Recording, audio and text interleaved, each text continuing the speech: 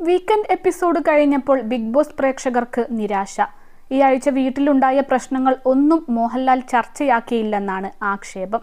Jasmine മോഹൻലാലിനോട് ബഹുമാനക്കുറവ് കാണിച്ചെന്നും പ്രേക്ഷകർ പറയുന്നു.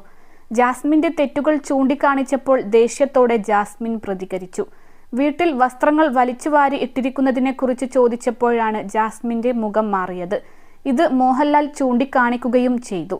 ചോദിക്കുമ്പോൾ എന്താണ് ദേഷ്യം പോലെ കാണിക്കുന്നത്? നിങ്ങൾ ചെയ്തുകൊണ്ടിരിക്കുന്ന പ്രവൃത്തിയാണ് ഞാൻ പറയുന്നതെന്ന് മോഹൻലാൽ വ്യക്തമാക്കി. അപ്പോഴും ജാസ്മിൻ മൗനത്തിലായിരുന്നു. ജാസ്മിന്റെ പെരുമാറ്റം കഴിഞ്ഞ ദിവസങ്ങളിലായി വലിയ തോതിൽ ചർച്ചയാകുന്നുണ്ട്. അൻസിബയോട് ദേഷ്യപ്പെട്ടത് വിമർശനത്തിന് വഴിവെച്ചിരുന്നു. ജാസ്മിൻ ഈ പെരുമാറ്റം മാറ്റണമെന്നാണ് ഭൂരിഭാഗം പ്രേക്ഷകരും പറയുന്നത്. മോഹൻലാലിനോടുള്ള ജാസ്മിന്റെ പെരുമാറ്റത്തെ വിലയിരുത്തുകയാണിപ്പോൾ പ്രേക്ഷകർ. ഇതേക്കുറിച്ച് ബിഗ് ബോസ് പ്രേക്ഷകൻ പങ്കുവെച്ച കുറിപ്പ് ശ്രദ്ധ നേടുകയാണ്. +2 ഡിഗ്രി കഴിഞ്ഞവർക്ക് വേൾഡ്സ് ഫസ്റ്റ് AR/VR ക്ലാസ് റൂമിലൂടെ സ്മാർട്ട് ഫോൺ എഞ്ചിനീയർ ആവാം. കൂടുതൽ അറിയാൻ വിളിക്കൂ ബ്രിഡ്കോ ആൻഡ് ബ്രിഡ്കോ. ജാസ്മിനോടാണ്. ലാലേട്ടനെ പോലെ ഒരു മനുഷ്യന് മുൻപിൽ നേരെ നിന്ന് സംസാരിക്കാനുള്ള ക്വാളിറ്റി നിനക്കില്ല.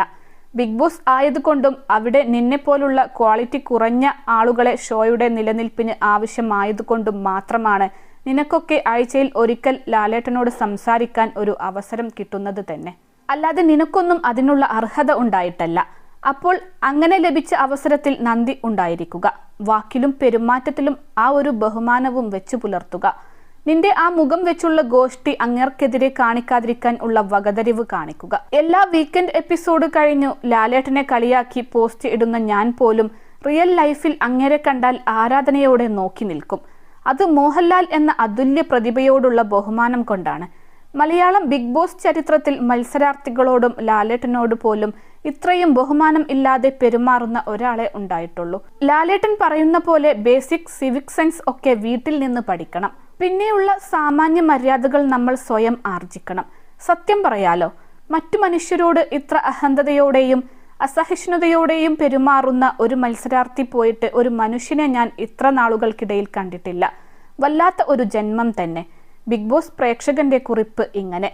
ജാസ്മിന് പുറമെ ഗബ്രിയുടെ പെരുമാറ്റവും പ്രേക്ഷകർക്ക് ഇഷ്ടപ്പെടുന്നില്ല. സഹമത്സരാർത്ഥികളെ അടച്ചാക്ഷേപിച്ചാണ് ഗബ്രി പലപ്പോഴും സംസാരിക്കുന്നത്. 3 ലക്ഷത്തോളം സന്തുഷ്ടരായ ഉപഭോക്താക്കളും 2 ലക്ഷത്തോളം തിമിര ശസ്ത്രക്രിയകളും പൂർത്തിയാക്കിയ മലബാറിലെ ഏക കണ്ണാശുപത്രി ആൻസലാമ ഐ ഹോസ്പിറ്റൽ റോഡ്.